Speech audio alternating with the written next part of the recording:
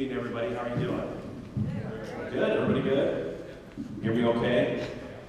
My name is Brian Connors, and welcome to the 2014 Murrieta City Council Forum. And it's my pleasure to be here, the moderator this evening.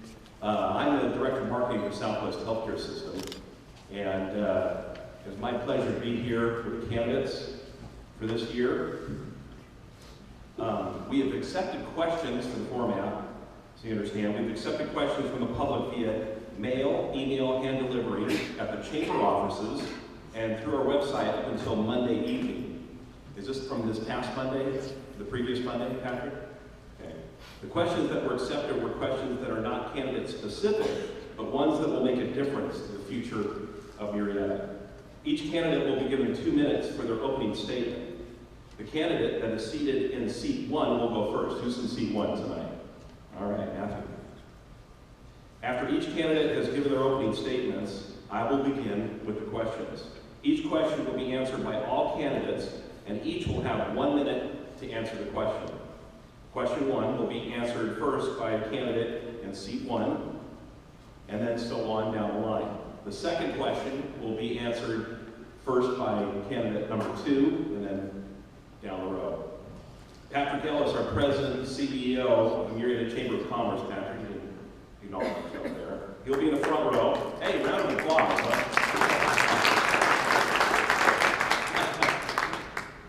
He'll have cards that will list 30 seconds to let you know how much time you have left to answer. Then he'll also have one that has 10 seconds and then a stop, as you see demonstrated there so efficiently.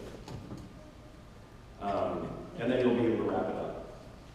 So again, thank you for being here this evening, and thank you all for being here. With that said, we'll begin. Pardon me? Pledge of Allegiance. Thank you. Thank you so much. Absolutely. Everyone rise, please. Thank you, Patrick. For our Pledge of Allegiance. Ready? Begin. I pledge allegiance to the flag of the United States of America and to the republic for which it stands, one nation, under God, indivisible, with liberty and justice for all.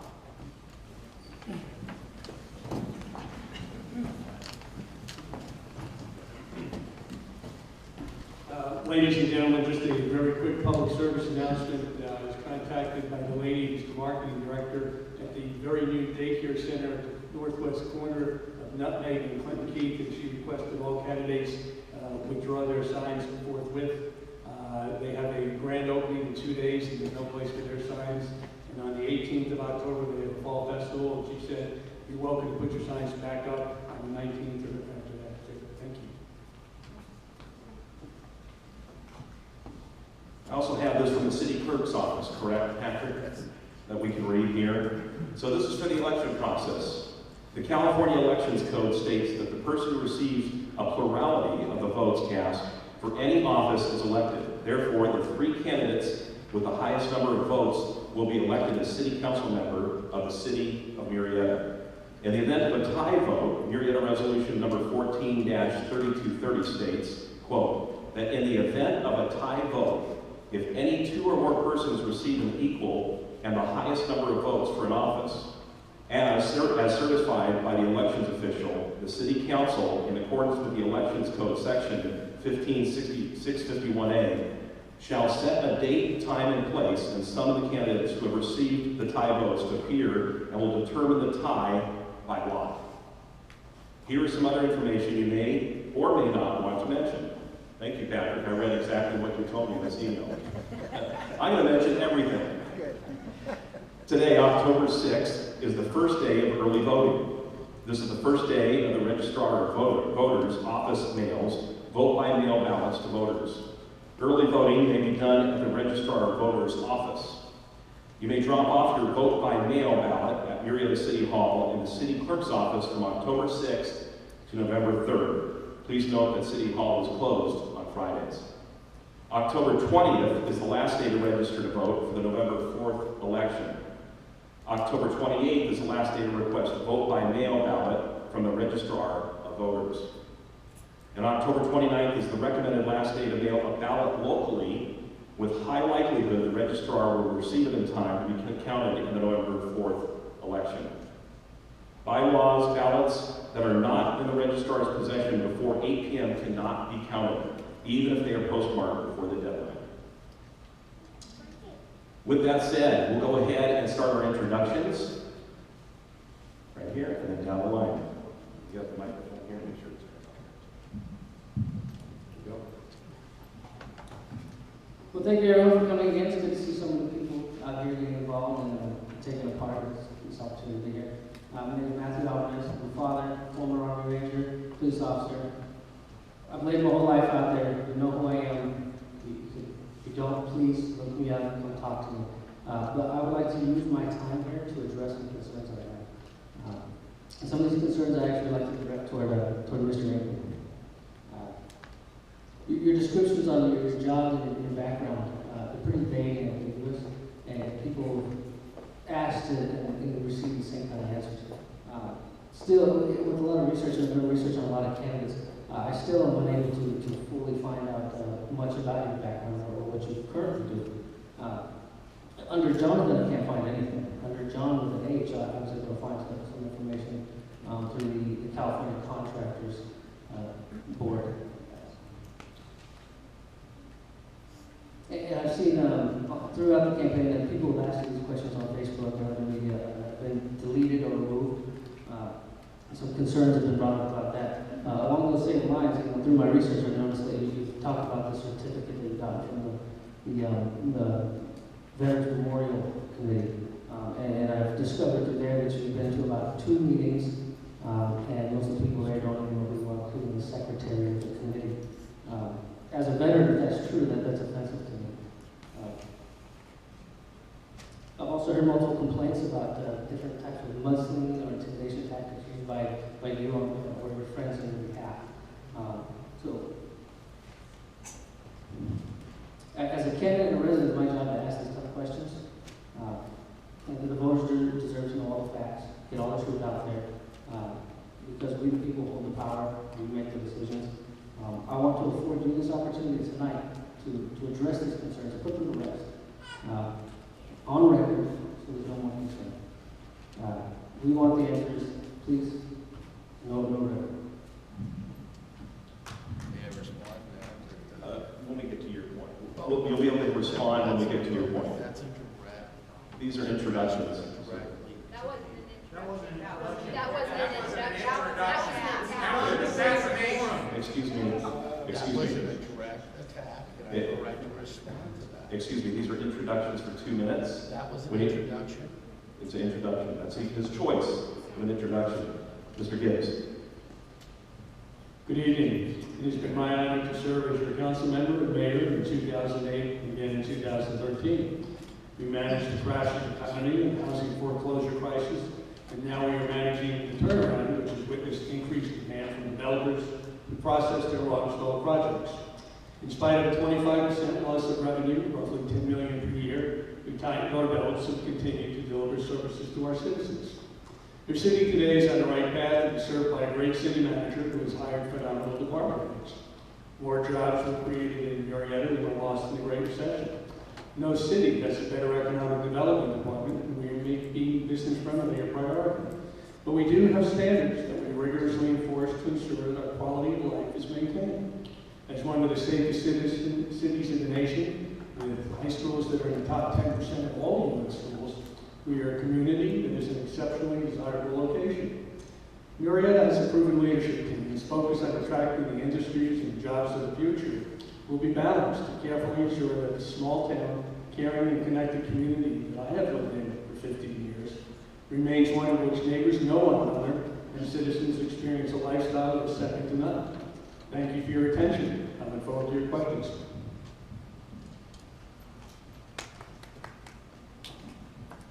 Alan Long, resident for over 40 years here in the city of Murrieta. Met my wife at Murrieta Valley Elementary in 6th grade.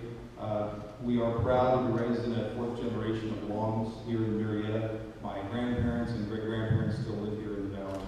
I started my service with Murrieta as a volunteer firefighter while I was in high school. I chose that career where I serve today as a battalion chief in administration for the city of Anaheim, and I'm also currently the emergency management director for the city of Anaheim. Served on the steering committee, Public Safety Traffic Commission, Planning Commission, your council member, and currently in your mayor, where I proudly am here to tell you we remain one of the safest cities in the nation due to the early work that we have done. When you elected me in 2010, there was a lot going for the nation. We're in the worst economic crisis we've ever seen. Foreclosures were up, hospitals were nearly shut down, businesses were closing. Today, we are a much different place 4 years later. Foreclosures are non-existent. Property values have increased by 50% in some areas. Businesses are starting to come back. Those hospitals that were nearly shut down are now past their state examination, expanded. We've built new hospitals in record-setting time, and we have others that are coming here to the nation. I am proud, to Murrieta, I am proud to say our fire services past year looked at the empirical data, and in Murrieta, you are 4.5 more times likely to survive a heart attack than the rest of the nation. That's because of the good work we continue to do on the council, and that I want to continue to do as your representative. My name is Alan Long, and I'm asking you to re-elect me to Murrieta City Council November 4th, 2014. Thank you very much. Good evening. It's hard to give you my story in 1 minute after the sitting there and watching this clock, so we'll make it quick. My name is Jonathan Ingram. I'm 49 years old. I've lived in California the vast majority of my life. As for this mudslinging, this campaign has had personal attacks from surrogates, from individuals that are up here with us on the stage tonight. This has transported for a while. The officers are standing in the room tonight asked to be here because I've received death threats to my family and my children. There's far more to this than just a campaign any longer. I've been attacked about degrees. I've worked my entire life. I have 2 children I've put through college. You want to talk about my businesses? My campaign information is there. I'd be more than glad to talk to you. I've been attacked because they said I don't have an advanced degree. Well, I admire anyone that's obtained an advanced degree. Let's talk about what advanced degrees have achieved here. An empty golden triangle, a hospital without an off-ramp, many amenities that don't exist. So if common sense is what you're looking for, that's what I have. I've been on my own since I've been 15, and I support my family, and I care about my community. I love the people in this community. I'm willing to work hard, honestly, without a personal agenda. I have no financial investments other than my home and my family, and I understand it's not what you make, it's what you keep. So maybe all the other candidates should be scrutinized like this as well, and what their dealings are, and what their agendas may or may not be. Thank you for your time, and I'd be more than willing to take anyone's phone call that wants to speak to you.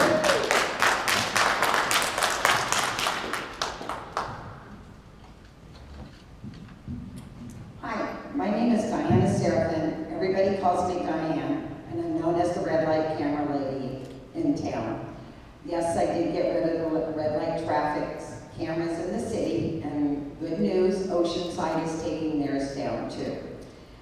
I was raised in the plumbing industry. I can fix anything plumbing. I even laid out the sewer for the Newport Beach City Hall. I could read blueprints.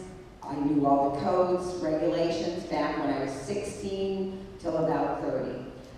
We moved to Murrieta when I was 88. I don't talk about my history, and I just don't like to brag. But when my husband died in 93, I had a choice. I chose to go back to school. I went to California Baptist College, graduated cum laude, got a BS degree in IT, and then also an AA and an AS in the same month. The AS is in math and science, and I also earned my Microsoft certification. This was done while I was raising my 2 sons, working full-time and trying to survive. My big issues are jobs in the city, the traffic, and personal private property rights. Since everybody knows me about the traffic, we got a law passed by Murray Waldron, AB 1447. The funds are available for us to synchronize our roads. I'm still pushing really hard to get our red and yellows added 1 second to make our intersections safe. Loma Linda, the city of Loma Linda did the synchronization and added 1 second, and it's been 2 years since they've had an accident or a ticket. I would like you to vote for me November 4th. Diana Serafin. Thank you.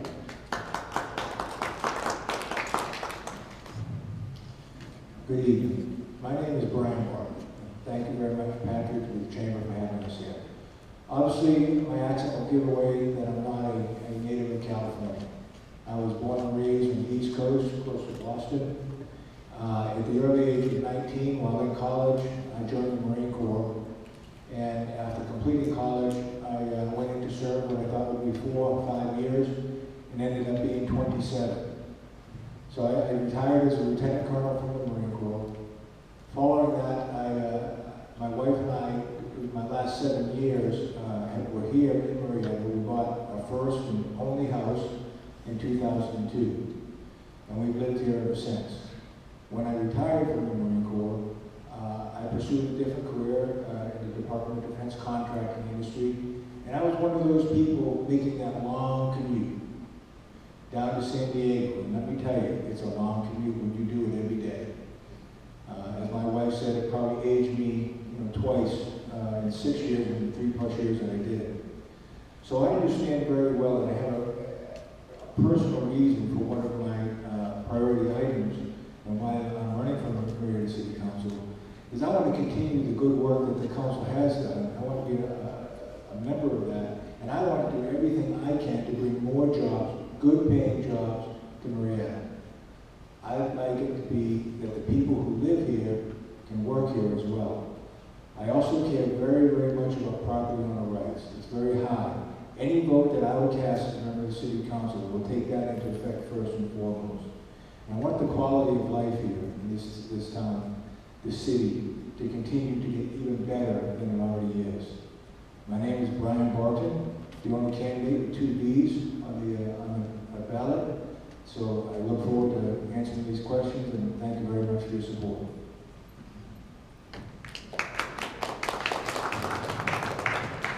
I'd like to thank the Chamber for having this event again. My name is Ruth Ann Taylor-Berger, and I have lived in Murrieta for about 25 years.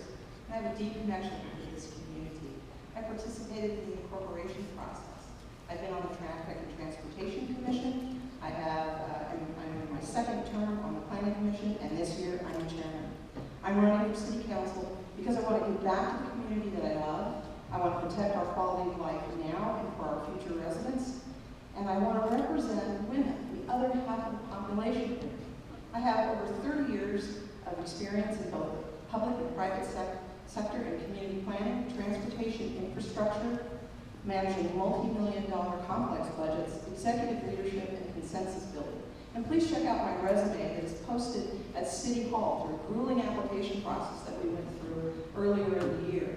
It's extensive. I will work to keep Murrieta one of the safest cities in the United States by funding additional personnel and equipment as needed, which is why I've been endorsed by the Murrieta Police Officers Association. I continue to provide new roads and interchanges and flood control projects for the city. I know how government works, where to get the money, and how to bring it back. I want to set policies that attract continued business investment to our community. Everyone that walks through the City Hall front door is a potential customer. A stable and consistent council is the key to maintaining our quality of life and attracting continued business investment. And I support business-friendly practices that provide a level playing field for all investors. So when you look at the applicants that are up here, look at the council person with qualifications, the experience, and the results. Now let's talk about the triangle. The triangle was approved over a year ago. It is a project that exists now, and it could be moving today. It is not the council that is holding this up. It's the applicant that has chosen to take a different course. Thank you. Please vote for Ruth Ann Taylor-Berger on November 4th.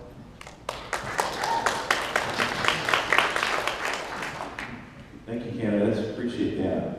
Okay, now on to our question and answer period. And if I could clarify something here, this is the format is a forum, not a debate. Yes. So here's what we'll do, just to clarify. I'll read the question. You'll have 1 minute to answer that question. How you answer that is up to you. I won't define it, and you'll have 1 minute from Patrick right there. And then when your time is up, then you'll go to the next candidate. You'll choose how you answer that question. Okay? With that said, we'll go ahead and start with Matthew here on question number 1. With the economic growth and business development of our city, what is your plan for sustainability of the city and its resources? First, we need to start with business. The residents are growing at an alarming rate. Business is where we need to get going. Business is what we need to grow. And when we figure out the zone, we need to make sure we're friendly. We need to cut through all the bureaucracy. We need to make sure we have the right people in place to get this done. A lot of that's happening. Like I said in the last fall, we can double down on this. There's things that can be done better. There's a lot of concerns with the triangle. There's different things on one side or the other. That could be resolved quickly. I think more quickly than it is. I truly believe that. There's a lot more we can do. And with that being answered, the last thing I want to say is all use of intimidation and attacks on other people and their families, that's deplorable and unacceptable. I don't have a degree either. People haven't attacked me about that. You still didn't answer the questions. These are concerns we have as the public. Things on Facebook have been deleted, and also the certificate. Your certificate you're touting about the military memorial. These things didn't get answered, so I'm still concerned about that, and I know the public is as well. In the year 2011, the council passed General Plan 2035. It was sort of unusual in the life of the city. Most cities only look a few years in the future, and we decided that we were going to look 25 years in the future. We started in the year 2010. And 2035, what it does is it maps out what the city is going to look like at build-out. We have approximately 135,000 people. It's rezoned the city so that we can have the growth of the industries of the future, meaning science, technology, engineering, and math. It lays out the circulation element of the city to make sure we have the appropriate infrastructure. And as well, it took a look at our environment and said we need to take steps right now to preserve and protect our environment. Thank you. And since I was involved in that general plan, I'll take it from there. One of the things we also need to do to make sure that we can sustain the growth and maintain services is the development code has to parallel our general plan. And admittedly, we need to revise that because when you change the general plan, you got to make sure the development code follows it closely. Secondly, the thing we can do to make sure that services are maintained is to use empirical data. We need to be making data-driven decisions. Because of innovation, the way we used to do things may not be the best and most efficient way to do them now. What I foresee in the future is if we combine innovation with the current services that we already have, there may be room for savings and taking that money we save and either give it back to the taxpayers or the developers or reinvest it in a certain area to better serve the community. Well, to address the issue of the certificate, seeing how this is such an interest to you, if you go on my website, you look, you'll see that Melissa Melendez was the one who issued that. It wasn't solicited, it was a fundraiser. But please, go to www.blackingham.com and look at my accomplishments and what I've done for our community. I've worked tirelessly for 3 years. I don't ask for any compensation. I believe that how we're going to change the climate of our city is to create a synergy between new and old and figure out that we need a variety of things and that we need to increase our tax base and not regulate individuals and create more taxes and process that inhibit growth. Again, economic cash investment takes the path of least resistance. We have an abundant amount of resistance, and that needs to change. There was a comment here made in the last forum that we moved a structure in 2 weeks for a business in 2 weeks, but an average household can't get a garage built in 7 months. Thank you. I think we have to get competitive with our permits, our business license, and our fees. Menifee's business license is $65, Temecula's $35, Murrieta is a $75 progressive fee. 7 pages of regulations, and you have to pick and choose where you stand. We lost the Mercedes dealership to Temecula. It takes too long. We had an Arco gas station, which took 2 years to build in Murrieta. They said they'd never build again. I'm opposed opposed to the medical research technology because I've got the $15,000 report the city paid for that says do not put all your eggs in one basket, it will fail. I want jobs, I want businesses, we need to get competitive with the other two cities. Everything's going to Menifee and Temecula. Thank you.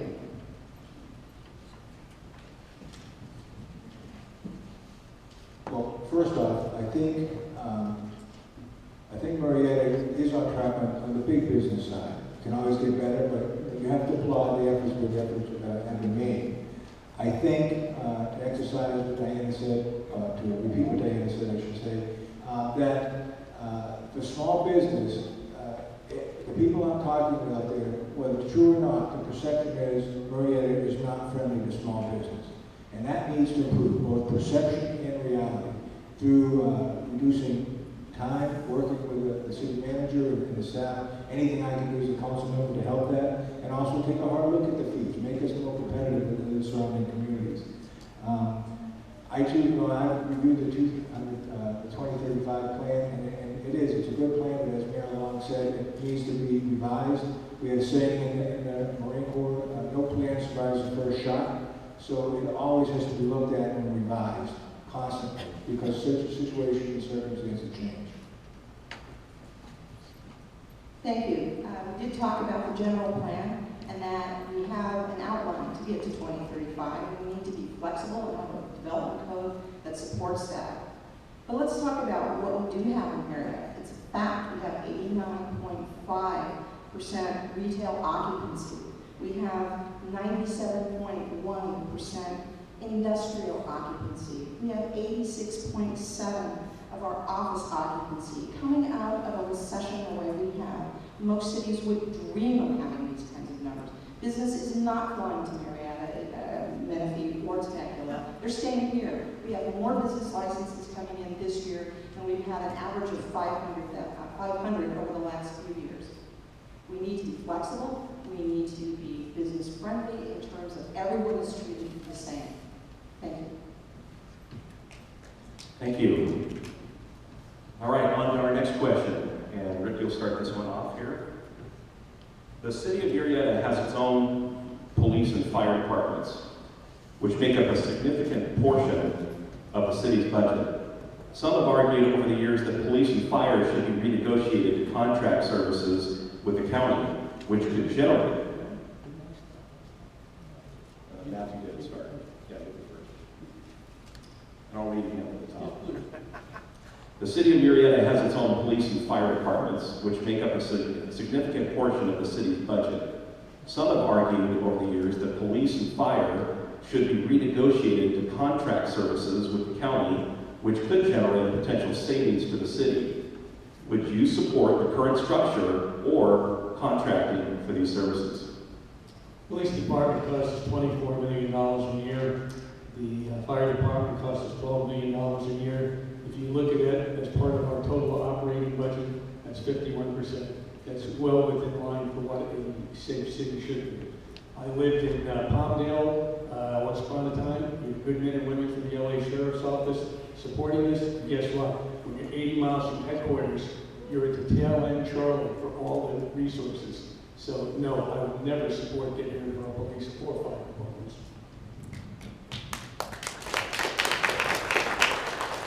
I've had the unique privilege and honor to serve both the county fire department as well as the municipal department where I'm at in the city of Anaheim.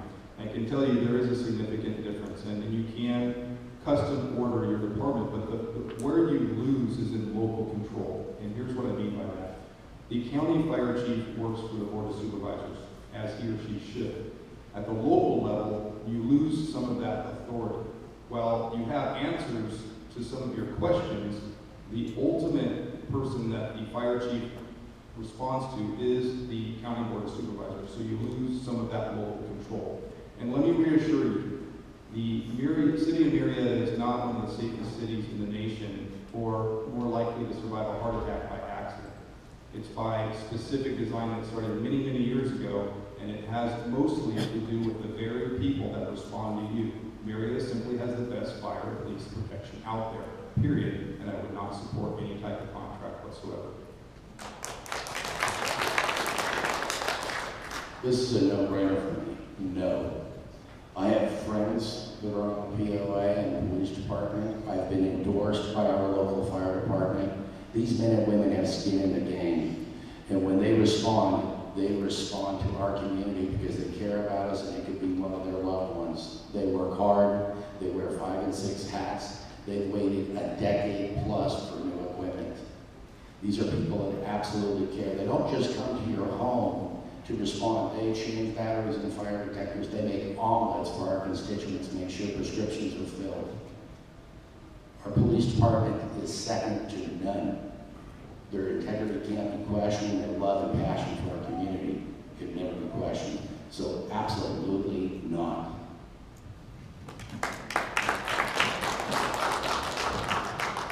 I agree with 4 gentlemen before me. I would not take any cuts in pay for either the fire or police. A good percentage of them live in our city.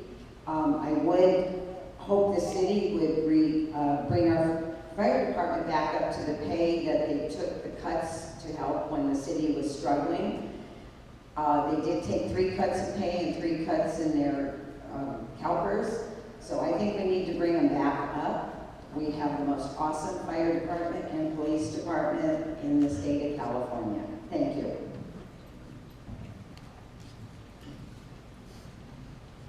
I really can't say any more than I already been said. Just to repeat a couple of things. As Mayor Long said, it's not a mistake that Murrieta was the 7th safest city with a population of 100,000 and greater. That's because of our police department. I agree with what Diana said.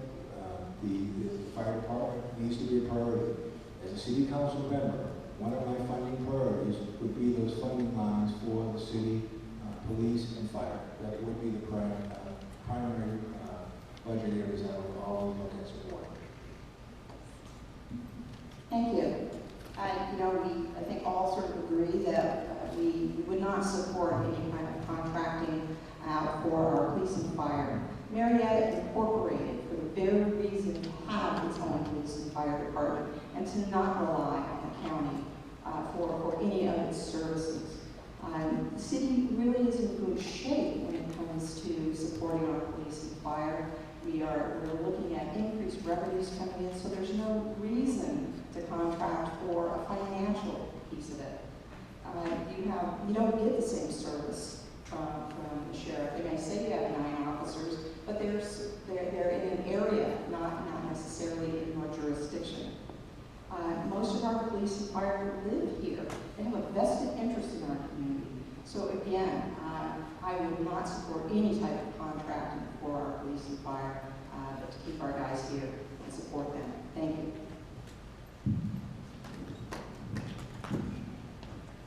So I'm going to round out the consensus. We definitely need to maintain the integrity of our department, fire department, police department. And I'm going to take a police perspective on this. As a police officer, I really understand the importance of the local department. They have a beat knowledge, they have instant knowledge of the communities, the people who are in it. Whereas Sheriff's Department does an outstanding job, but they're spread thin. They can switch, they can go from one station to the next, and so there's not as much pride there, so to speak. I also agree that the fire department needs a little more attention. I'm told that if somebody can fill me in on it more, that there's even a community in Murrieta who gets their services from Cal Fire still, even though they pay for the Murrieta taxes. That's what I'm told, and I'm still looking into that. So that's a concern to me if that's the case. We definitely need to get that up. They're paid, but also that they're staffing. It's at dangerously low levels. When they get low, police and fire, it becomes a hazard to the person working and the public as well. They are doing an outstanding job. They always have, and they are taken care of, but we can do better. Thank you. Okay, for our next question. Start with Alan here. Please explain your understanding of the role of a city council member. Absolutely. I'm going to break this down to you in 3 different sections. First, my role is to bring my qualifications and experience to a diverse council of 5 and put them to the best use for the citizens of Murrieta. 2, we need to set policy that is consistent with the vetted goals that we establish annually. And that is from feedback feedback we receive from the constituents. The third portion is to listen to the voters and the residents and get results. And most importantly, while those are the three, the most important thing we need to do as a council member is to serve with the highest level of integrity.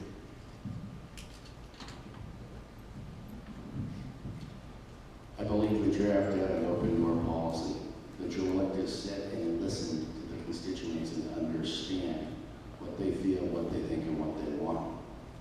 You have to have the innate ability to walk in someone else's shoes and set your personal opinion aside and work with others. And it comes from a community goal. It comes from sitting and going, what do people want? Having the ability to have somebody pick up a phone and call and say, I'm concerned about this, and that issue is concerned, that it's not diminished. Just because it might not be so doesn't mean that's not how that person feels. So I want them able to establish a rapport with constituents. When they come up, they go, Jonathan, this is how I feel. And then we sit down and we figure out how to work it out as friends. And if that means I have to sit down and have a cup of coffee, or you come to my home for a beer, so be it. Let's do this. We can accomplish this together. Our founding fathers had a vision: serve and then go home. I want to serve and then go home. I did a petition to get rid of the red light cameras. We voted 57% to remove the cameras. We had 2 lawsuits against us, and our city council did not listen to the people. They stayed neutral. We won the lawsuits, then the camera company did something horrendous. Then the city council decided to remove the cameras. I believe it is our duty to listen to the citizens and vote for them. We have private property issues going on. They spoke loudly at the city council. The city council rezoned anyway. Thank you.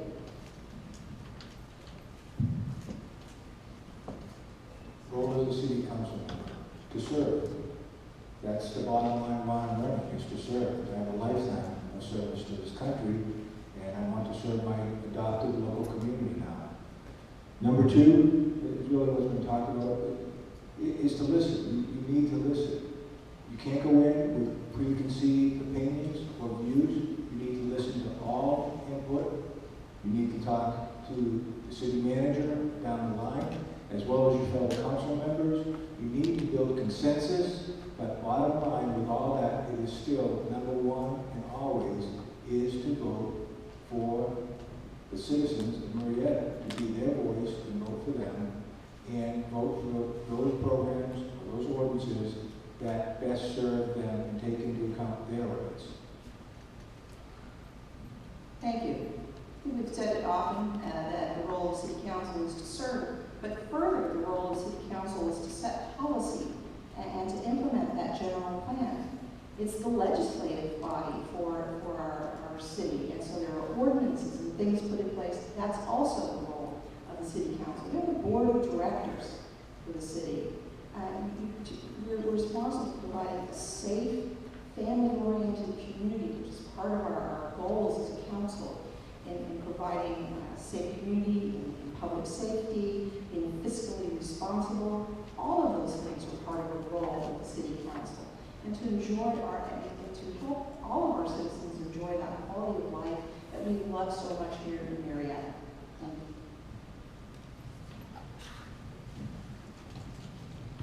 I've dedicated my life to service, from Boy Scouts and Eagle Scout, through military services as a ranger and a recruiter, through being a police officer now, through serving as a football coach with Pop Warner Leagues and other various capacities. Service is key. Working with the community and partnership is even more important. And I agree with the statements of keep open door policy, keep open line of communication. But an even bigger role of the city council is not just to serve, but is to support. We need to get out of the way of the people, let business grow, let the free market do what it's going to do, and support the people, uplift you. That's our role. We need to work with you, bring you up, get out of your way when we need to. Not over policy, just enough to serve and protect.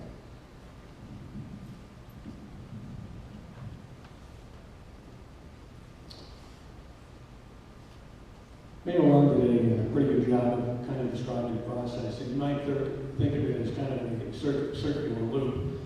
At the top of the organization chart, the city of Murrieta, it's you the people. You are in charge of the city of Murrieta. You elect us to make policy, but the policy is based upon the goals that we set every year, and we get that from listening to you. People who come to this job think there's power involved in this job. Nothing could be further from the truth. There is no power in this job. What you have is influence. It's the city manager's form of government where the city manager runs the city. So you learn to work through other people. And again, it gets back to the listening.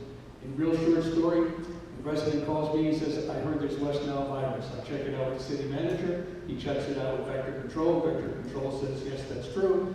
I get in touch with Supervisor Stone. Supervisor Stone tells Vector Control, get on it, and they did. And today I was able to respond to a resident, the 17th hole at your golf course that's infected, and we're treating it. Mr. John. Thank you. All right. Our next question, Jonathan, you'll kick this one off. As traffic increases in and around the city, what would you do as a member of the city council to address the traffic issues? We'll start by speaking with the city engineers and trying to figure out the things that we've been stuck with for over a decade, or since 1991. We inherited the traffic issues that came from the county. I don't envy the position of anyone on this diocese that's had to deal with it, but we've dealt with it long enough. When I turn out a big sporting goods and I want to go to 79 and it takes me 42 minutes, there's an issue, and that issue needs to be addressed. We can't use communities to help ease the traffic burdens that we have. We have to sit and address the tough issues and figure out how we're going to do this. Nobody wants to commute 2 hours a day. 60% of this community commutes 2 hours a day and then come home to save 40 minutes worth of traffic. It's time to address it.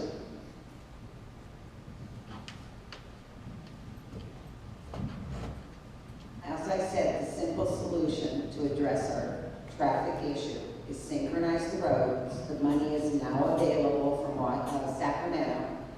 Add 1 second to the yellow and 1 second to the red. This will make our intersection safe and it will flow. Loma Linda is the perfect example of it, and we can get the money now from the state of California. Thank you.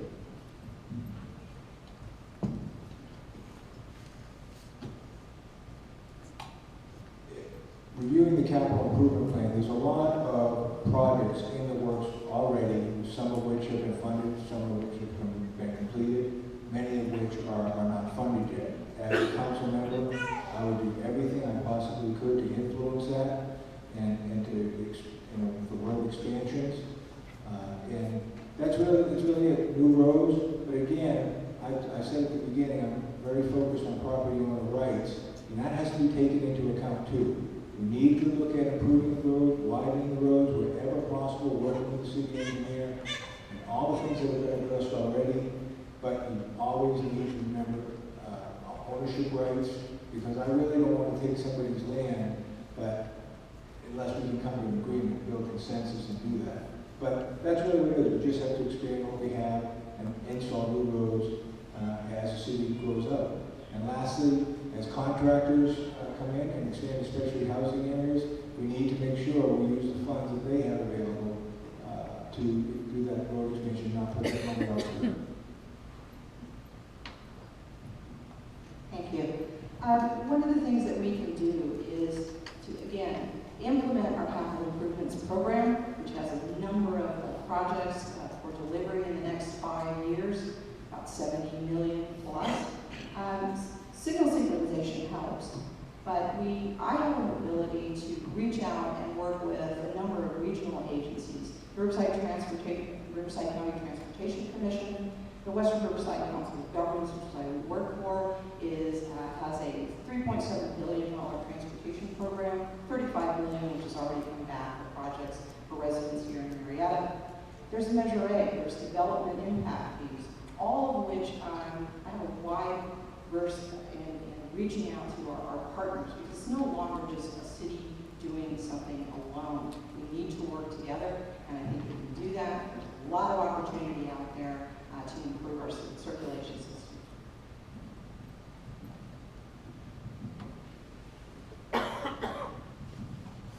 But I'm one of the ones that commute 2 hours every day, and so I feel the pain. I know exactly what it's affecting quality of life, and also affects our public safety. You know, it's hard to get somewhere even with lights and sirens on if the cars aren't moving.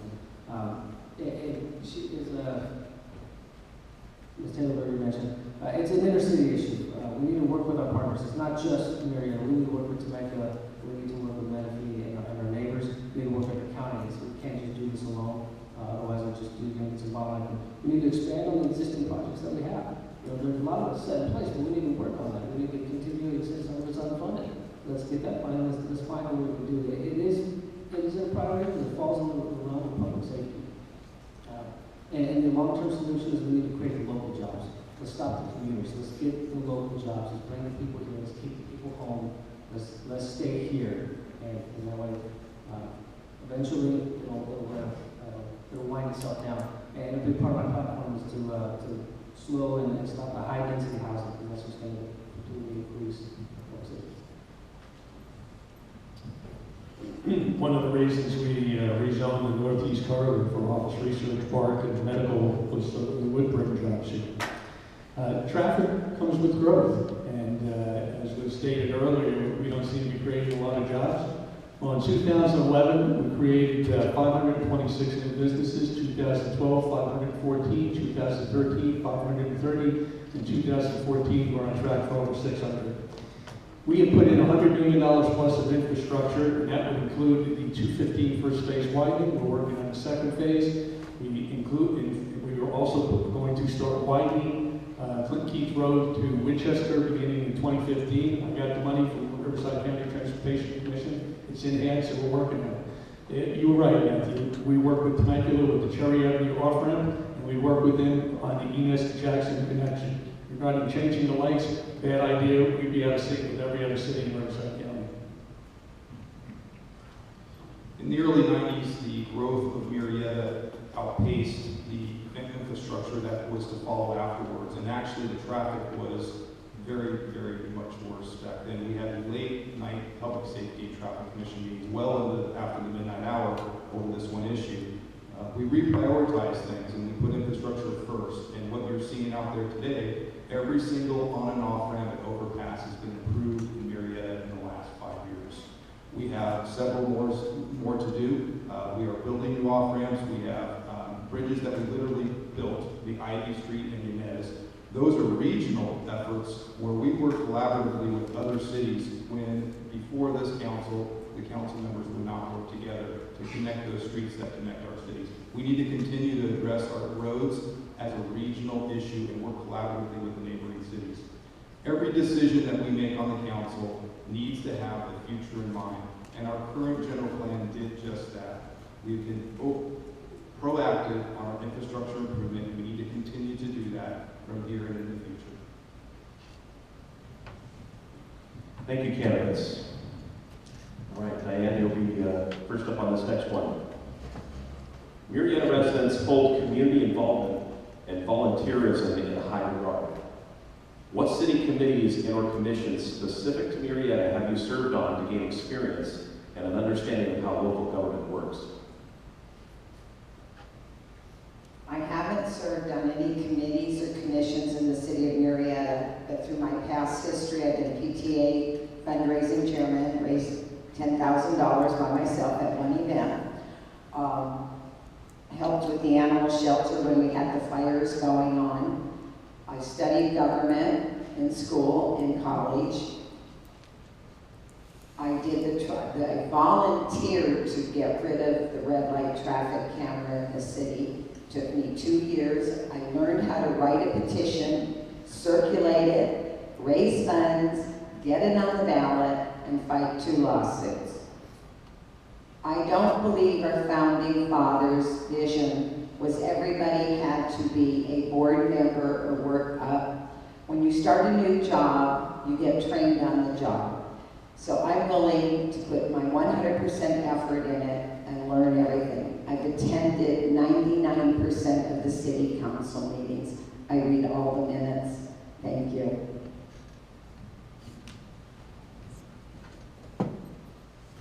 Well, the short answer to the question is none. And the reason is, my first 7 years living here in Murrieta, I was a uniform member of the military service. You don't get involved in the political process.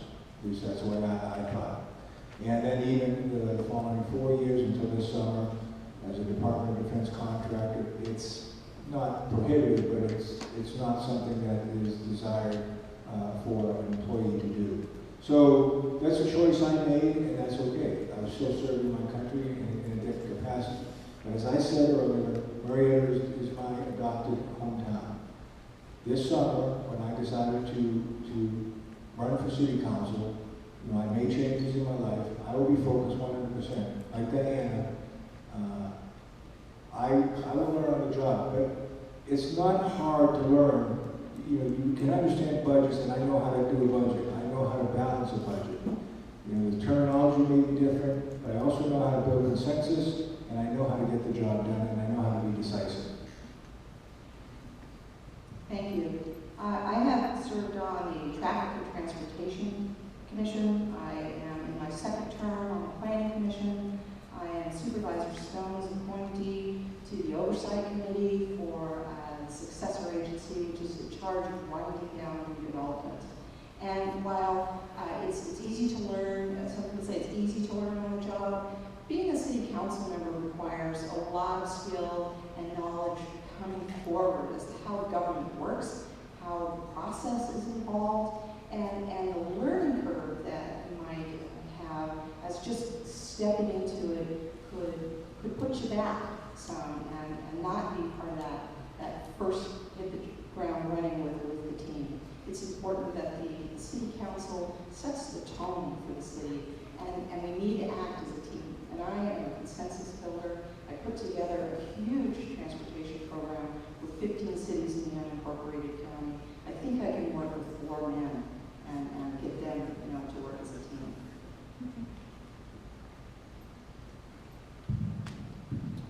The direct answer is, I have not served in any local communities or commissions. However, I'm no stranger to the political process, how this works. It started at a very young age in my youth as a Boy Scout. We went through this. So everything's about citizenship. So people are laughing because I mentioned youth. Moving on into the Army. If you think there's no politics in the military, you're kidding yourself. I managed budgets, and I dealt with people of all ranks, walks of life, all around the world.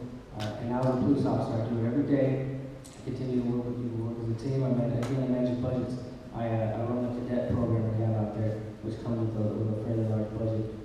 And it's, again, politics, inside and out. It's all involved, it's all intertwined. And I studied it. And you don't need to serve on a commission to know exactly how a city operates. You can be a member of the community and be involved, and you can continue to serve in their capacities.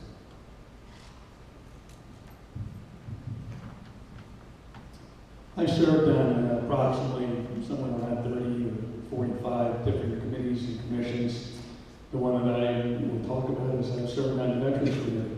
In fact, Mr. McAllister and I started the Veterans Committee about 8 years ago.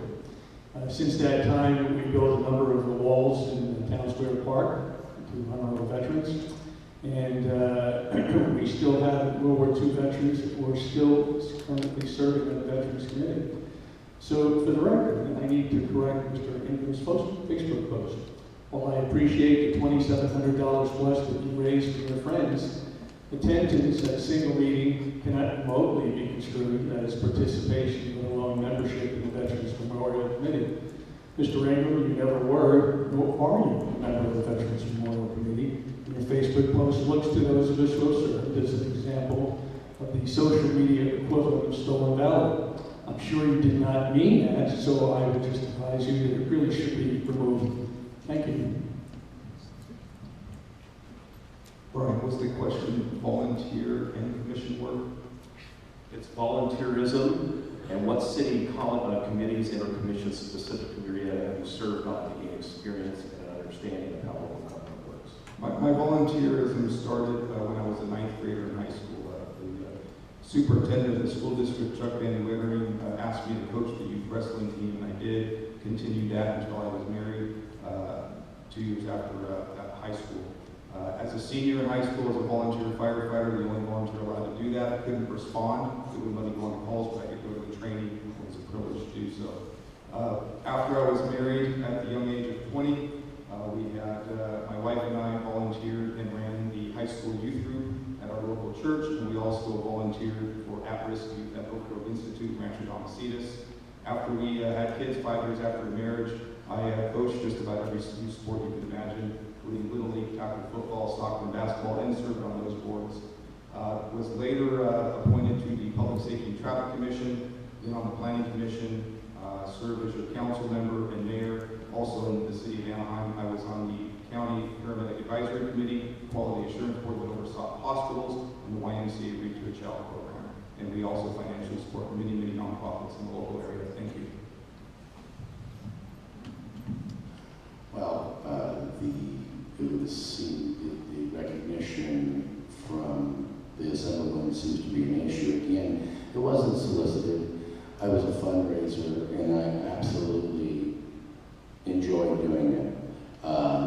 You have a committee that's been there for a long time, a sitting mayor who felt that his opinion superseded people that sat there. When you look at the brown bricks today that are there, you can see that the names of the people that are inscribed there cannot be seen. Having said that, I've worked with the MTRA, CRA regarding wheelchairs. 3 months ago, we were asked if we could obtain 33 wheelchairs, and when I got finished, we had 33 wheelchairs within 6 hours that were provided. These were motorized wheelchairs. I worked for Paws for Patriots. I've also worked in my community for 3 years endlessly. Anyone that knows me knows if you have a snake in your garage, give me a call, I'll come get it. If you need your car towed and I can help, I'm there to help. I love my community and I'm here to serve my community. Thank you. Thank you. All right, Brian. Next up here. Cities and counties work best when the elected officials work as a team. What experience do you have in consensus building? Give a specific example. Okay, I will turn back to my military time again. Although many people will think it's a dictatorial type of organizations, it is not. You have to work and build consensus. I was a communications officer. I worked for the commanding general in charge of all the Marines and Army forces in the Alhambra province when we went into Fallujah in 2004. On very short notice, we had to assimilate 2 Army brigades, which organization of 3,000 combat soldiers, into the Marine force, and it turned into a force of over 27,000. I didn't have command authority over those organizations. My general did, but I didn't. I had to work and build consensus. You have to work in anything you do, anything in my experience in the Marine Corps, and include non-combat roles, budgeting, things like that. You have to build consensus. You have to work with the logistician. You have to work with the personnel. So it's that type of experience. Is it different from the county and city services? Yes, but the concept is the same. Thank you. Thank you.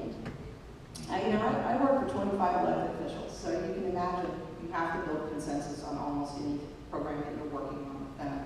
But a specific example is I created and navigated the transportation uniform mitigation fee through 15 cities, the unincorporated county, chambers of commerce, and a very dubious development community that was not interested in doing this.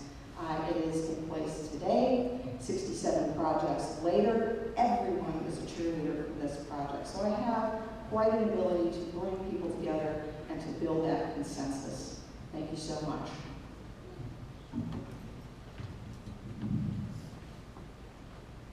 I am no stranger to working in a team effort, team group. Everything we do is working with others, and when I try to convince them to lean one way or another, that's always the case. As a police officer, we don't rush anywhere by ourselves. We don't make decisions without already properly being trained. There's times where, yes, you have to make decisions on your own, but everything we do in the military, kind of what I'm saying, you do it as a team. You don't just act. You have to make good concessions and you have to work with others. And I've learned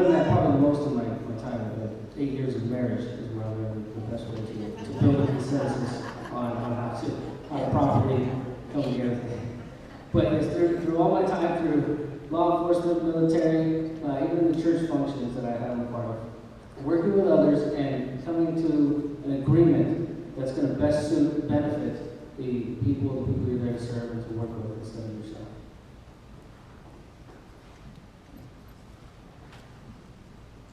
Earlier tonight, I talked about General Plan 2035.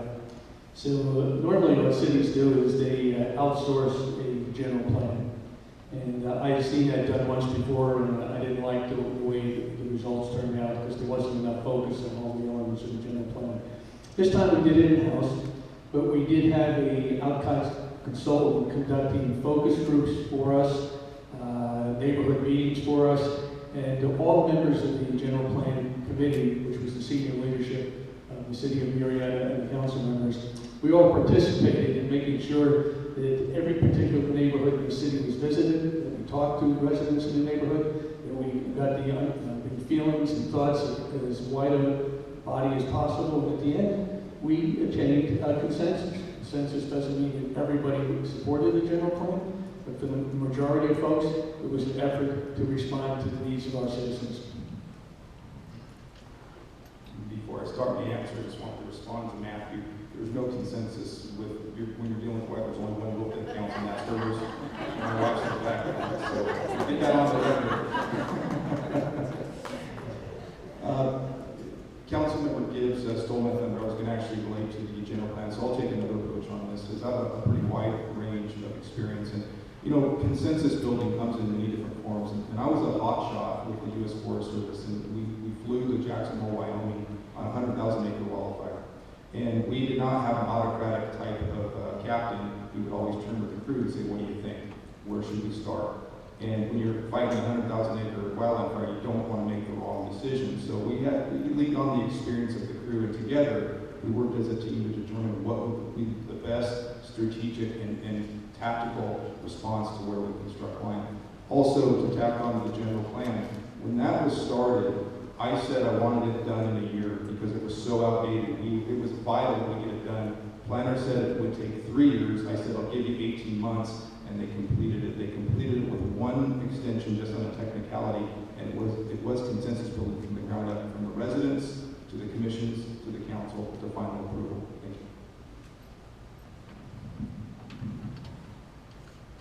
Consensus building is an art form. One of the things that I've been fortunate to do is to get people together to accomplish things. We've proven that in our own community. I've reached out to our sister cities. I've said that I've been accused of oversimplifying things, but the reality is I am the only candidate on this stage this evening who's been endorsed exclusively by Mayor Scott Mann. And then I reached out to these other cities and said, I will do what it takes to work with our sister cities and anybody that sits on this stage tonight that's elected. And even if not elected, I will work endlessly to help do whatever it takes to make our community thrive. Thank you.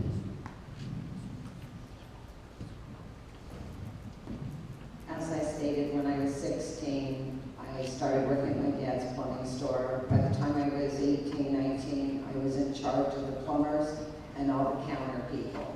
It took work. I had to balance the budget. Consensus, I had to learn more because I was young. The plumbers were teaching me. We worked together. We got manuals. We got books.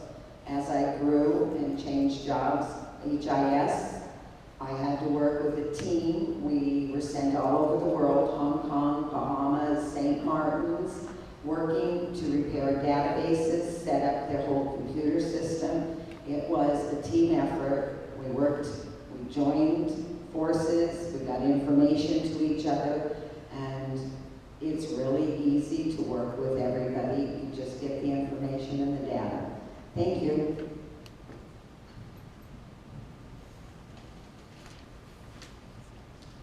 All right, thank you.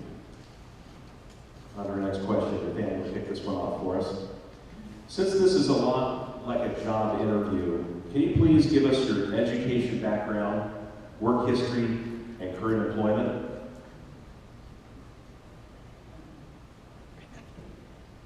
Education, work history, and current employment? Current employment. Now, not very small words. Correct. Long time to write down. Okay, I have a bachelor's degree from Texas A&M University in history. I have a wide variety of public and private sector experience. In Texas, I worked for Merchant Engineering and Carlson and Dipple, Stansbury Engineering. In Nevada, I worked for SEA Engineers. In California, I worked for Hemet, for NDS Lowry. I worked for the County Transportation Department, and now I've currently been at the Western Riverside Council of Governments, where I'm the Deputy Executive Director, managing multi-million-dollar programs for local agencies and providing that keep them in having local control. So I have a very broad background, and I bring a unique set of skills to the DMs from public and private sector for community planning, transportation infrastructure that currently is not on the council and would be the most important thing to have in coming into this new growth cycle.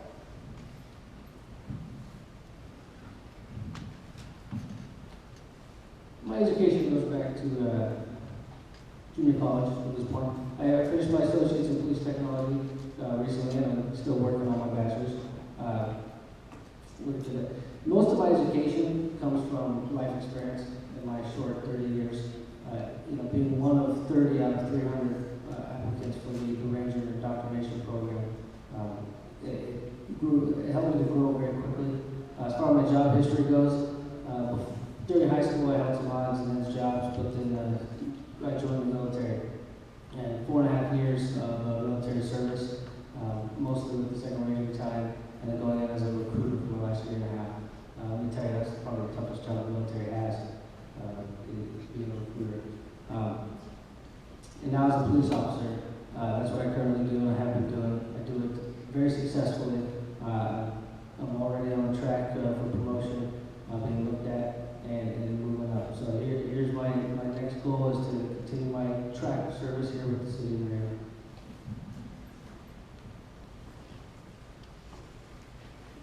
Graduated from Fordham University in New York City with a degree in journalism in 1968. Graduated from the University of Colorado with a master's in public administration in 1975. Graduated from the Air War College in 1993.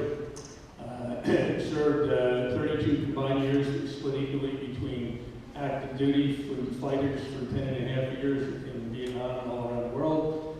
Air National Guard, weapons officer for 10.5 years. Air Force Reserve for 11 years, worked 5 years in the Pentagon with the acquisition of billion-dollar weapon systems. At the same time, I also worked for Westinghouse Electric Corporation, with Lady Northrop Grumman, an aerospace corporation that marketed aerospace equipment to allied nations all around the world. My current employee is the $600 a month stipend I get from the city of Murrieta. Went through the University of Laverne's Organizational Leadership Program, an associate's degree in fire technology, associate's degree in allied health, fire academy graduate, licensed paramedic and nationally registered paramedic in California and the United States.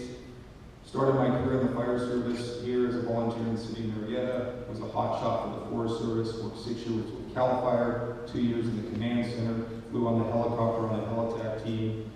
Got my job started in 1998 with the city of Anaheim, promoted from firefighter to firefighter paramedic, engineer paramedic, fire captain paramedic.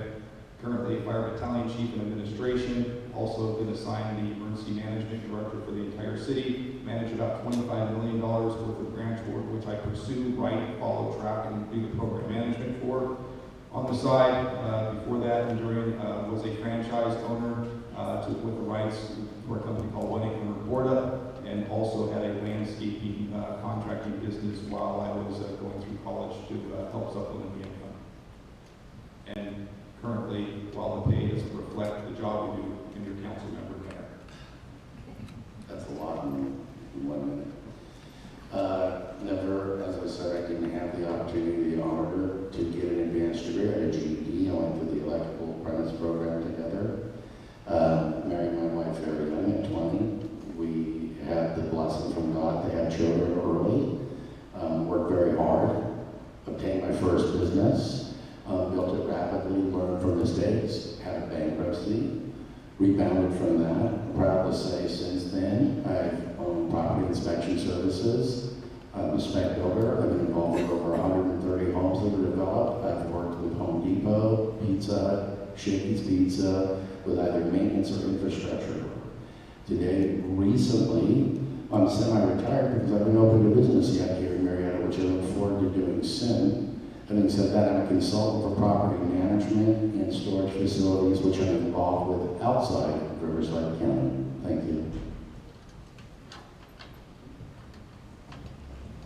I went to Fullerton Junior College from 69 to 72, got married, and moved to Riverside and had some babies.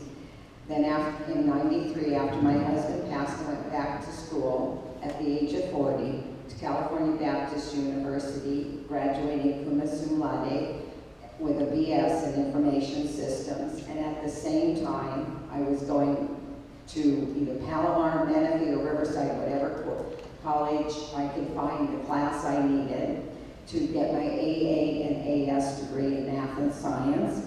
And I also passed 13 Microsoft certification tests, and I became a database administrator. One of the jobs I had was Riverside PD. I was the database administrator. HIS, the database administrator, flown all over the United States, including Hong Kong, Bahamas, St. Martin. My last job was Pala Casino, and I quit to help my parents. My mother was dying of Lou Gehrig's. I am retired. Thank you. I received my degree from Framingham State College in Massachusetts back in '82, and then I went into the Marine Corps. Did my career in the Marine Corps, been in multiple schools. Highlights a one-year-long advanced communication officers course and another year-long command and staff college, which is equivalent to getting a master's degree, but I never pursued that any further. I did pursue a MBA, but only the first couple of courses, and then Desert Shield, as a storm came up, I had to drop the courses, and I never picked them up again. My drawback, I'll focus on the last major part of my Marine Corps career when I was at the Lieutenant Colonel rank, and I was basically the Chief Information Officer for the 1st Marine Division here in Pendleton in Iraq, and then Marine Corps Installations West, which includes all the Marine Corps bases on the West Coast, from Yuma, Arizona, through Pennington, Barstow, all the way up to the Mountain Warfare Training Center in the mountains. I worked as a Department of Defense contractor for two different companies, trying to bring in a part of the Joint Tactical Radio System for 3 years, and then 1 year working on cultural training for the Marine Corps at Camp Pendleton, and I retired from there this summer, and now I officially retired Marine officer. Thank you, candidates. Patrick, where are we at right now with questions? Okay. Go with 2 more questions. All right, now we're back up here with Matthew. The next question, do you support hiring additional police officers? Do you support hiring additional police officers? Yes. Yes, but it's something that needs to be reviewed. We have, they still need to reach their per capita, but it's also a needs of the department. So having spoken with the chief out there and discussing his needs out here, and speaking with some of the officers, staffing isn't necessarily the overbearing issue. They like a more pristine process. Some of the things we discussed is lab opportunities instead of outsourcing so many labs. I know it's been mentioned before, but crime analysis was something that they discussed, informed them they need more crime analysis. So something better, make the police work more efficient.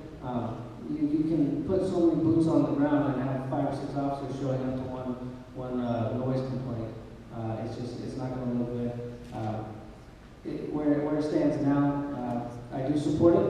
And we could use a few more. I know there's AB 109 is becoming an issue, and they're pulling guys from patrol to go address that issue when we get back to those positions. In the spring of 2013, both the police chief and fire chief presented their 5-year strategic plans. The police 5-year strategic plan was broken into two parts. Part one said if the economy just plods along, by the year 2017, we need 9 new officers. The other part said if the economy really takes off and we start to see growth here, then we're going to need 19 new officers. Of course, I support doing it, but as Matthew, who knows a lot more about it than I do, since he is a police officer, alluded to, your staffing depends on a host of factors. And this year, what was asked for by Chief Haddon was 4 police doors, we got them. And he also asked for a crime scene analyst and a code enforcement bump in classification, so we could get a code enforcement supervisor that could be competitive in salary scale. In short, yes, we've never reached our goal of having 1 officer per 1,000 residents, and that is the benchmark that we need to continue to strive for. However, it needs to be a balanced approach. We can't spend money that we don't have in a checking account, and also we need to do standards of coverage where we utilize empirical data to make data-driven decisions. Like I mentioned earlier before, there's a lot of innovation out there that makes jobs easier. Can we utilize technology to free up funds and hire more officers for the streets? But overall, absolutely, I would absolutely support hiring more officers. And I will tell you this, I know the police force out there and our fire service, we get away with having less officers because the individuals that we hire are experienced and they are second to none. And we need to continue to do that so we maintain an efficient police force.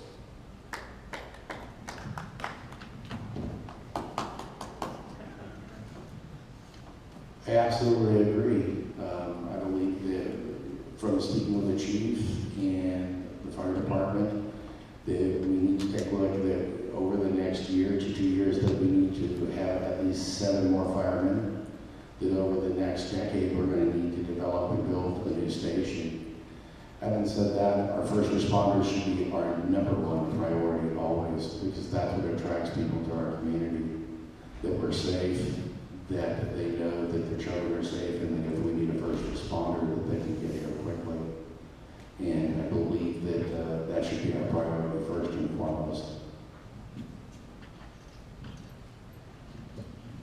I absolutely agree with these gentlemen. It should be 1 police officer per 1,000, and we definitely need more firemen. We should have 4 per truck. If funds were there, absolutely, let's hire them and keep our city the safest city. Our seniors, our youth, protected by the fire department. Thank you. Short answer, yes. My thumb is already been stolen. I support the 1 officer per 1,000. You have to take into account the future growth of the city as well. And when I talk about infrastructure growth, it's not just roads or other things. We have to also look at, a police force that supports a population of 106,000 needs to be a larger police force if the population grows to 130,000. So that has to be taken into account as much as possible as a planning consideration. But my #1 priority, quite frankly, would be the fire department. They took a lot of cuts since 2008. And sitting down with them, and I'm not just talking about the frozen positions, but I live in the area that is not supported by Murrieta. Cal Fire's response to where I live. I didn't know that until I had to sit down with the fire department. So, it's not only my interest, I just believe that our fire department needs to be one of our #1 priorities, along with the police department. Brian, the question was specific to the police department, is that correct? That's correct. Okay. Absolutely, I would support hiring additional public safety officers if Chief Haddon suggested that that is what we need to do. One of the things in talking to the chief, his #1 priority is to get onto the sheriff's brigade system. That allows for our officers to speak to anyone at any time and keeps our officers safe going into a situation and allows them to communicate. I'd also want to look at what civilian positions or what positions could be filled by civilians so that we could get the sworn officers back out on the road and on the streets to do law enforcement, which is what they want to do. And one of the things is the crime analyst and some of the Explorer program, things that officers are currently doing that civilians could do. So that would also free up officers. officer. So I absolutely support our chief in his needs and want to help in any way we can get that. Thank you. Thank you. This will be the last question. Patrick, are you going to give the candidates a 3-minute of time to respond to some of the things that said, I'd like that? Is that just the close? 1 minute of closing. Is it 1 or 2 minutes in closing? 1 minute. Is it 1 minute? So 1 minute in closing, you'll have that opportunity to say whatever you like. So we have to use our closing to address things that. Okay, so for the last question. We're all here to hear what they have to What's say. the format, Patrick? It's 1 minute. It's 1 minute. All right. Kind Okay, so our last question before closing statements is this, and we'll start with, I believe it's Rick. How many council meetings have each of you attended in the last year, and how long have you lived in the city of Murrieta? That's a short question. That is a short response. I've attended all of council meetings in the last year. I lived in the city of Murrieta for 15 years. I've missed very few city council meetings. I think I've missed 2 for vacation purposes. And I've lived here 42 years, and I'll spend the next 45 seconds of time just correcting some things that I've heard tonight. And I did give you the courtesy of Greg and Scott might actually endorse me as well, so you're not the sole endorsement. The cameras that were brought up, and I'm saying this because the residents deserve to know the facts, not just information thrown out there. The ballot measure that was passed went before a judge, and it was an illegal delegation of authority. Couldn't take down the cameras based on a vote. But what the council did is we did consider that vote, and the council voted, and I voted for it, to take down the cameras. That's how they came down. The judge said you couldn't delegate that authority. So the council ultimately voted to take those cameras down. The synchronization of lights in Murrieta Hot Springs, those lights are synchronized. There is a volume problem. Murrieta Hot Springs bottlenecks at Murrieta. If you do anything other than keep those lights synchronized what they are now, you will have a bottleneck at the 15 freeway. We have infrastructure improvements starting in 2015 to expand Murrieta Hot Springs, so when that does, we will readjust the synchronization. Thank you. I'll give you an extra 10 seconds for my time because I'm making sure I think that's it. All right.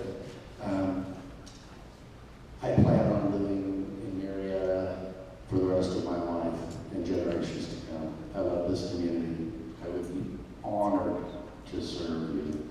I've been here approximately 4 years. I've tried to attend every council meeting possible. I've never missed a board of directors meeting or ranch or anything that I felt that I needed to be civically involved with. The last few meetings I haven't been able to attend because it's been a great learning curve, understanding what it takes to get out and campaign. So my feet are sore, I have a lot of blisters on my hands, and I've learned a lot of respect for the people that are up here this evening. And I'd be more than willing to work with any of them at any time. Thank you.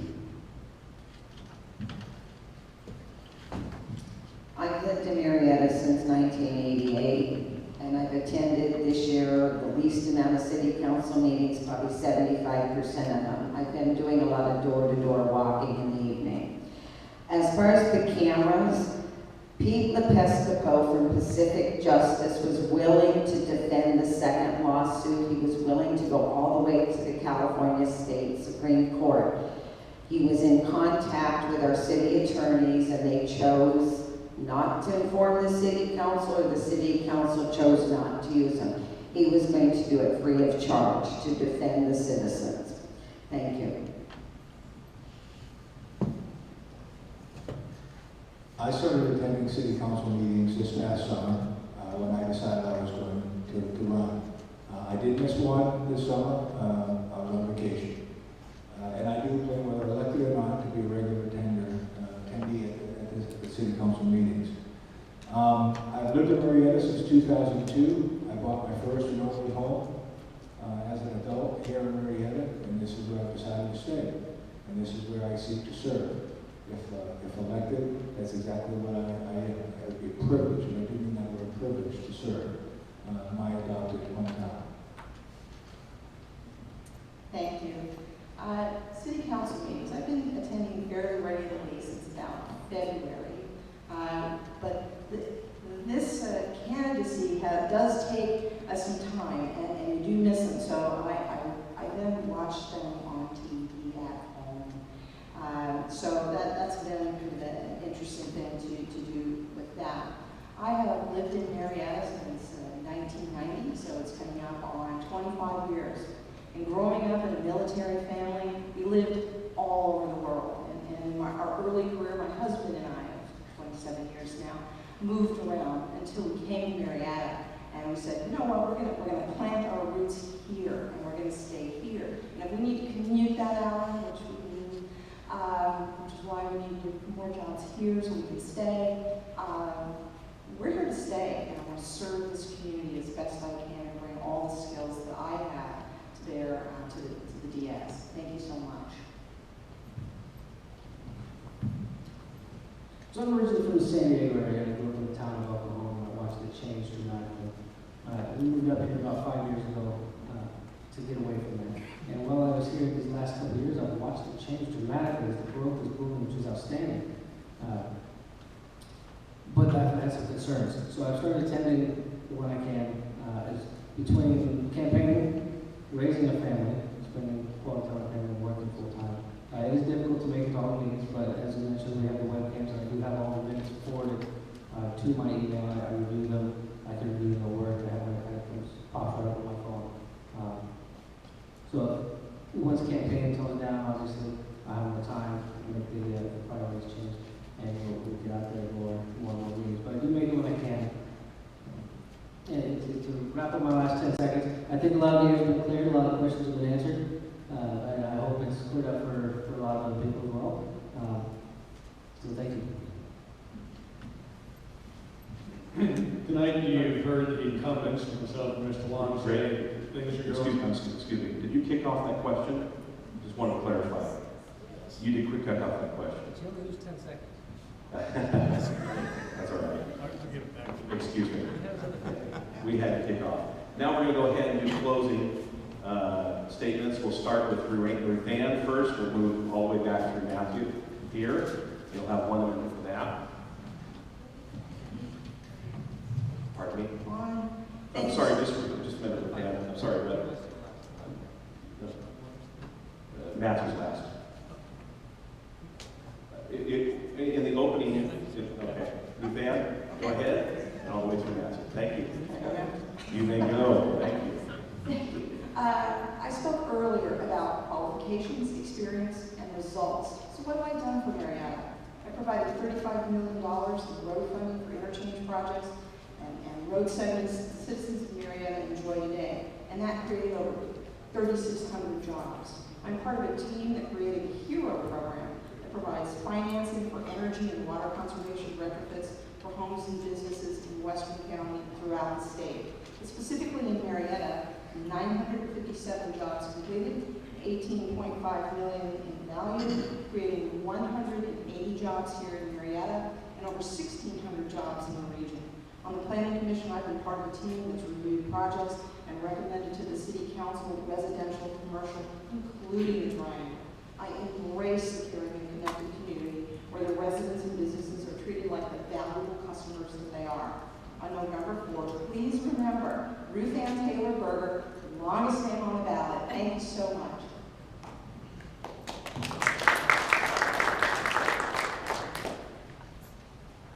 I've said this word many times in many of the questions in my opening statement. Service. I had an adult lifetime of service. Different from many of the qualifications to service that many of the other candidates up on this stage have, I admit. But I do have a lot of experience in a variety of different areas. Specifically, towards the end of my medical career, I managed personally, was responsible for a budget almost equal to the budget of Murrieta. I know how to be decisive. I know how to work with people. I know how to collaborate. I know how to get the job done. One of the best things that's happening for me since I decided to run for this position is I am walking this town. I have not been, if you ever got a letter from me yet, it's because I haven't made it to your neighborhood. But I am walking, and I am learning this town inside and out, and I'm learning the problems. I can hit the ground running. My name is Brian Warren, and I ask for your vote on November 4th. Thank you.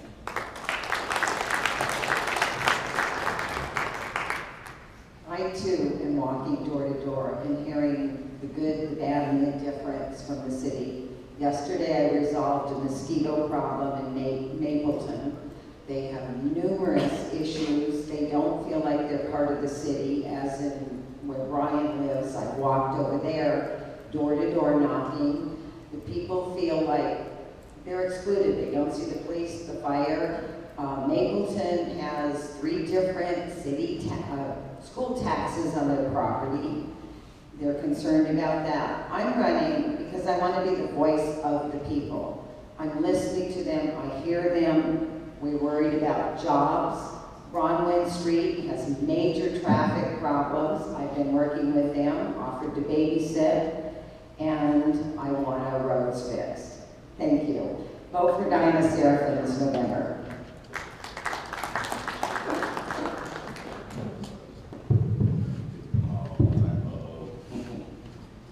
All right. I believe that my vision is the same as most in our community. I'm not really good at reading from speech. I kind of go from the heart. But I'm not here to stop progress. I want to bring amenities that I believe that all people want. I would like to see the Golden Triangle completed. I would love to walk into Old Town Murrieta with my family, buy ice cream, sit on a bench, and enjoy historical Murrieta as a family. I believe we can do that. I believe in free market principles, that the market should dictate what should be built and how to cooperate with those builders to get that accomplished. I am pro-property rights. I do not believe in messing with Proposition 13 in any way. I believe it's a saving grace to our state. I think that we need to create and stop regulating. Vote for Jonathan Ingram if you believe the same things that I believe. Thank you. Growing up in Murrieta, my family soon found out that it's a very special place. It was special when it was a town in 2000, and it's special today being a city of 106,000. The question you will have to ask yourself as voters in November 4th is, who are you going to trust with a $145 million budget of your money? Who's going to vet that appropriately? Who's going to do their homework and spend it wisely so that you have the best return on investment? You elected me in 2010 with the highest number of votes in the worst of economic times, and we are much, much better off than we were back then. The Inland Empire Economic Partnership voted Murrieta the #1 business, or #1 city for business retention and creation. We were also recognized as the #4 best place in the nation to raise a young family. We have top-rated schools and a top-rated public safety system, and that did not come by accident.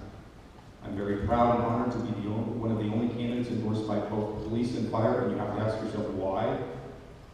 Proven leadership, experience, and character. My name is Alan Long. Murrieta is my home. It always has been, and it always will be. Thank you.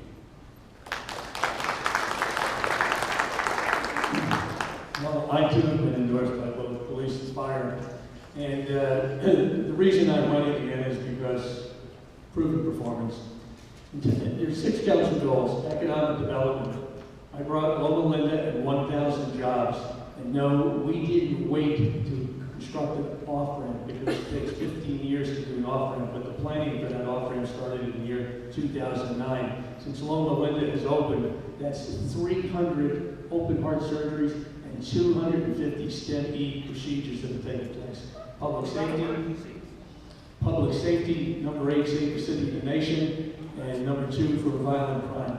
Finance, we're in the black. Infrastructure, $100 million in infrastructure put in. Community services, 50 parks being maintained. Caring and connected community, we attend Murrieta Connects for residents, Murrieta Connects for seniors, and Murrieta Connects every month at the Chamber of Commerce at their Coffee with the City. Vote for Rip. Thank you.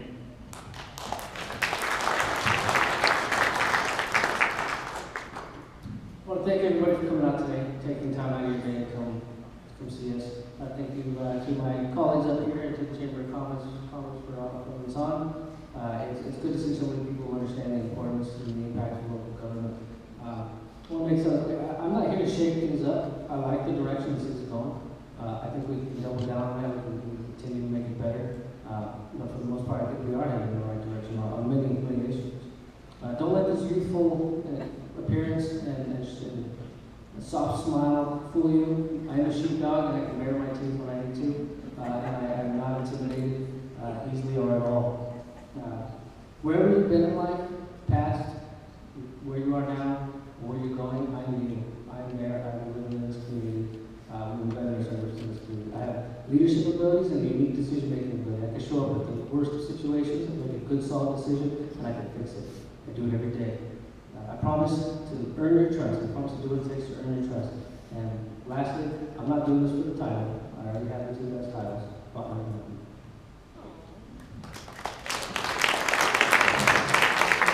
Thank you. And thank you, everybody. Another round of applause for all of our candidates.